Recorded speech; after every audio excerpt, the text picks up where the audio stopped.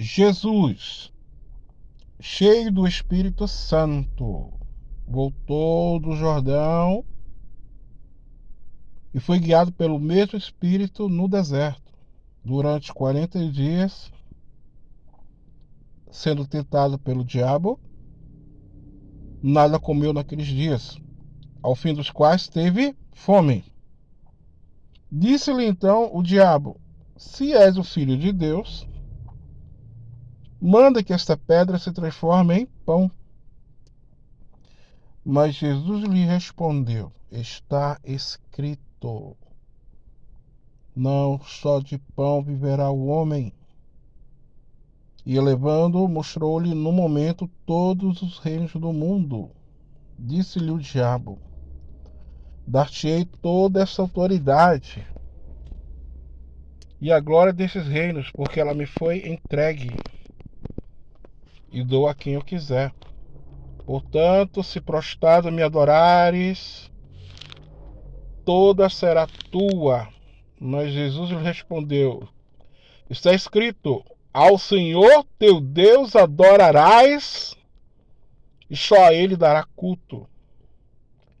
Então o levou a Jerusalém e o colocou sobre o pináculo do templo e disse: se és o Filho de Deus, atira-te daqui abaixo, porque está escrito, aos seus anjos ordenará a teu respeito que te guardem, e eles te susterão nas suas mãos, para não tropeçar em alguma pedra. Respondeu Jesus: dito está, não tentarás o Senhor teu Deus. Passadas que foram as tentações de toda sorte, apartou-se dele o diabo até o momento oportuno. Mas vamos lá. Portanto, se prostrado me adorares, toda será tua. Aí nós vamos ver que tipo de inimigo nós estamos lidando. Um cara arrogante, que desde a época de Adão e Eva nunca desistiu, sempre quer arruinar a humanidade. E aqui ele estava diante de quem? Ele estava diante de Jesus. E quem é Jesus? O Filho de Deus. Jesus é o próprio Deus. Jesus é o próprio criador desse cara aqui. Jesus não criou o diabo, lógico. Ele criou um anjo bom que se revoltou. Mas Satanás, o diabo, estava diante de quem? Do autor da vida. Ele estava diante de Jesus Cristo. E mesmo assim, com a sua arrogância, a sua prepotência, ele queria levar o próprio Jesus Cristo a adorá-lo.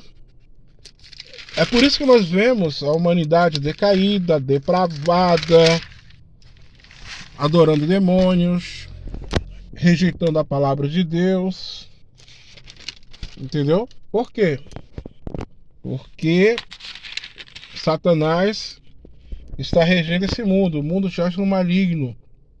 Mas eu quero dizer para vocês que Jesus Cristo tomou de volta o mundo dos homens, a humanidade, com o seu sacrifício. Vamos lá. Vamos para a crucificação.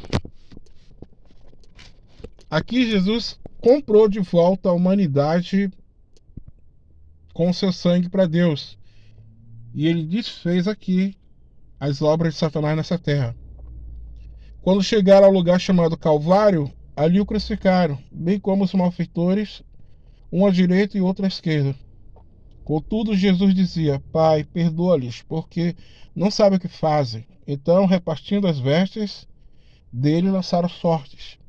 O povo estava ali e tudo observava. Também as autoridades zombavam e diziam: salvou os outros, a si mesmo se salve, se é de fato Cristo de Deus o escolhido. Que o diabo colocando as palavras na boca das pessoas.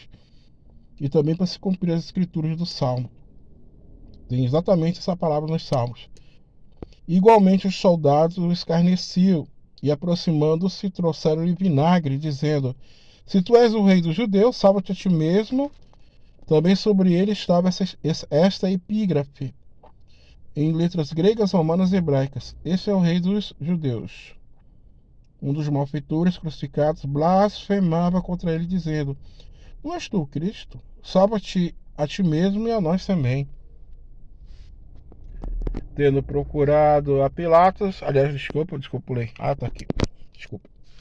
Respondeu-lhe, porém, o outro condenado, né?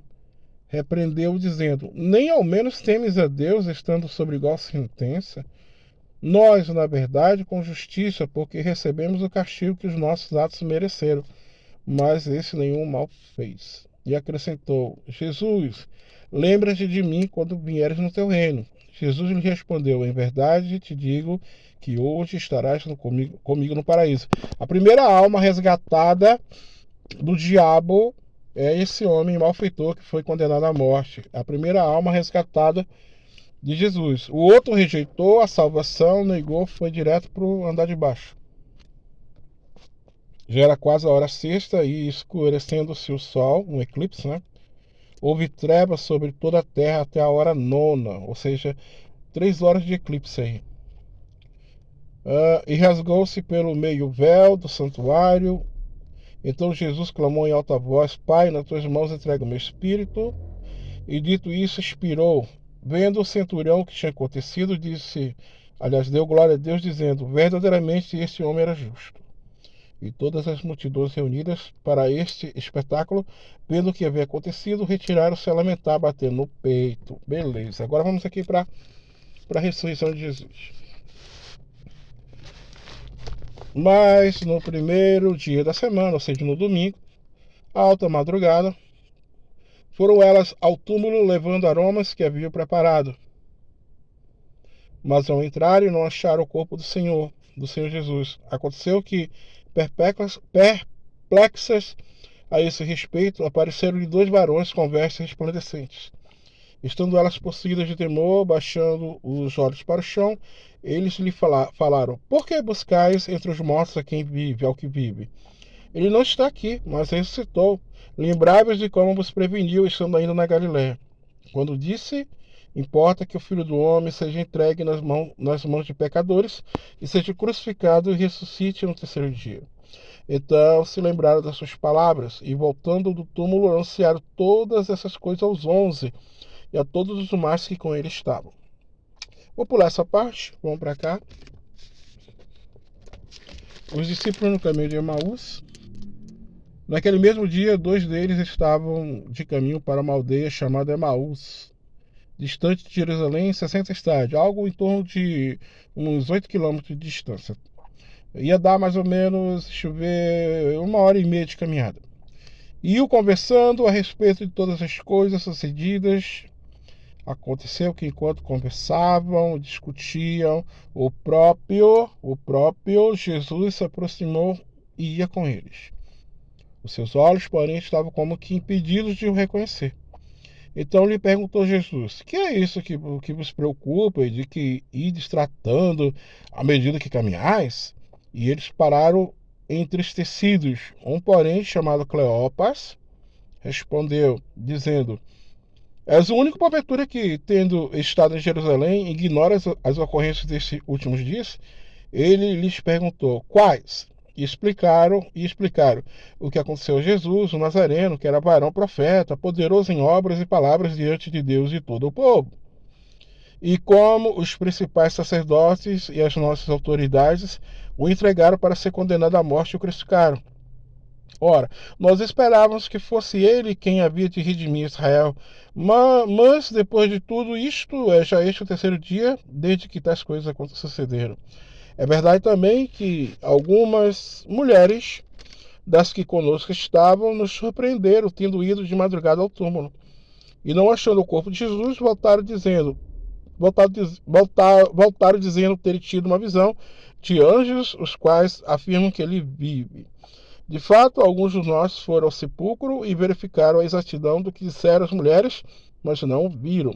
Quer dizer, testemunho de mulher naquela época não valia nada, né? Era cultural isso aí. Então lhe disse Jesus: Ó nécios e tardos de coração, para crer tudo o que os profetas disseram. Ou seja, o Antigo Testamento todinho está apontando para Jesus. Vamos lá. Porventura não convinha que o Cristo padecesse e entrasse na sua glória? E começando por Moisés, discorrendo por todos os profetas, expunha-lhes o que a seu respeito constava em todas as escrituras. Quando se aproximava da aldeia para onde iam, fez eles menção de passar adiante.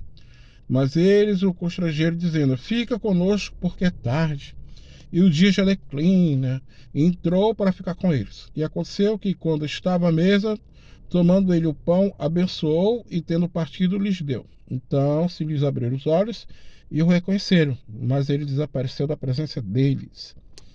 E disseram um ao outro: porventura não nos ardia o coração quando ele pelo caminho nos falava, quando nos expunha as escrituras?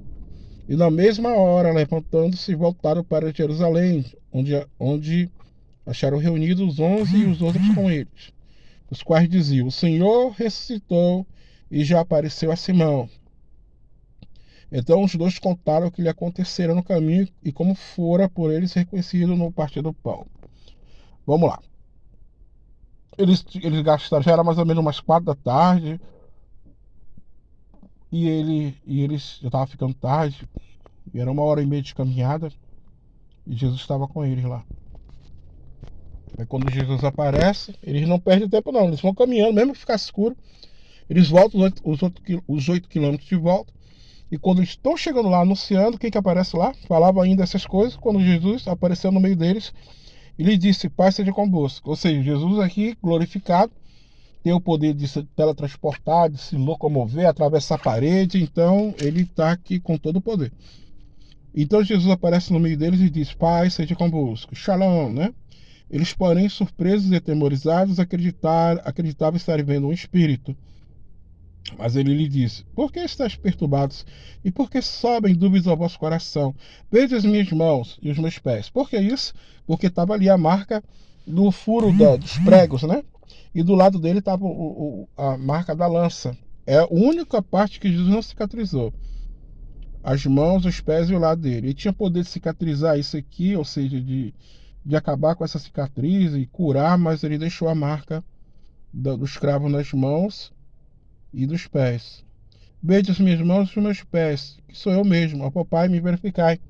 Porque, aí ele fala, porque o espírito não tem carne nem osso, como vós vezes que eu tenho. Ou seja, Jesus Cristo ressuscitou no seu corpo, ele não é espírito, ele ressuscitou no corpo glorioso. Dizendo isto, mostrou-lhe as mãos e os pés, e por não acreditarem eles ainda por causa da alegria, estando admirados, Jesus lhes disse: tendes aqui alguma coisa que comer? Então lhe apresentaram um pedaço de peixe assado e um favo de mel, e ele comeu na presença deles. Agora vamos aqui.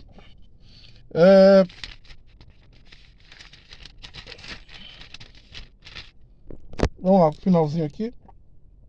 Então os levou para Betânia e, erguendo as mãos, abençoou. Aconteceu que, enquanto os abençoava, ia se retirando dele, sendo elevado para o céu. Jesus voltou para o céu, foi glorificado lá com o Pai, recebeu tudo. Aí nós vamos para o último livro do Apocalipse, né? Beleza. Lembra lá do capiroto, lá do anjo caído, todo arretado, tirando graça com Jesus, querendo fazer Jesus Cristo adorá-lo? Pois é, olha o que aconteceu com ele, o que vai acontecer com ele. Quando, porém, se completarem os 1000 anos, Satanás será solto da sua prisão e sairá a seduzir as nações que há nos 4 cantos da terra. Gog e Magog. Isso aí é depois, Jesus Cristo volta, estabelece um milênio na terra, aí Satanás é aprisionado. Aí depois dos 1000 anos, ele é solto de novo e vai seduzir a humanidade que sobreviveu à grande tribulação, que não aceitou de Cristo, mas não tinha se convertido a Jesus de todo o coração e tiveram descendentes, e essa descendência aqui deu origem a essa humanidade aqui. E aqui tem pessoas de corpos gloriosos, pessoas de Deus que não se corromperam. Isso aqui são pessoas, humanos comuns, que não aceitaram ainda, mesmo vendo Jesus lá e vendo o reino de Deus, não aceitaram e ouviram o diabo, a fim de reuni-las para a peleja. O número destas é como a areia do mar. Marcharam então pela superfície da terra e sitiaram o acampamento dos santos e a cidade querida, ou seja, Jerusalém, né? Desceu, porém, fogo do céu e os consumiu. O diabo, o sedutor deles, foi lançado para dentro do lago de fogo e enxofre, onde já se encontra não só a besta, como também um falso profeta. Será atormentado de dia e de noite pelo século dos séculos. Toma a tua merenda! Aqui é o final desse demônio, desse anjo caído e dos seus anjos. O arretado, o gaiato, foi lá querer abusar de Jesus, querendo fazer Jesus Cristo se prostrar para ele. Tá aqui a tua merenda, o lago de fogo e enxofre para te largar de ser otário.